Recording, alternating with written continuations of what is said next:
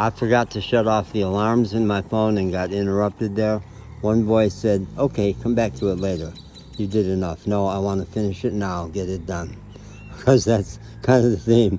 Make things happen, get something done. You know, Miguel Jr., I don't think he ever intended to just not do for me the one thing he has said several times he would do for me. Great bus system in Mexico. Big buses come through here all hours of the day and night. To get me, he sold me a little cheap headset that his teenage daughter isn't using because of the background noise. And I'm incredibly sensitive to sound. That's the whole story. The TV in there, the conversations, the truckers at their tables playing their phones, the trucks. Sometimes a huge truck will sit here and just leave that truck idling. Maybe they need to. They might have refrigerated stuff. But I've learned to run through that carport to the back of the property where it's very peaceful. And they have that. They all have access to peace. They can get away from the road. They don't have to live out here. So I got money yesterday and more coming. And I went back to Edom, the mechanic, at the second shed back there where I've been living in my camper van for 3 weeks, and said, if I get you the money today for that other shop, can you get it over, the part over to that other shop today so I can get going? And he said, Tuesday. This is on Friday. He says, Tuesday, I'll get it over to him. And I, trying to keep it together, said, help me understand why Tuesday. Well, it's the first time anybody here will have time to go there. It's actually a neighboring town that's 40 minutes away.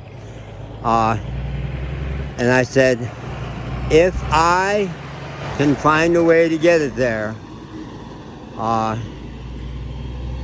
could I take it tomorrow, Saturday? Because mechanics do work on Saturdays here. Sure, yeah. So Miguelito's gonna have the rest of the money for me this morning. And I'm gonna hop on a bus. That particular bus runs every hour. The bus into Vega, the nearby town, runs every half hour. There's really extraordinarily good bus service in Mexico.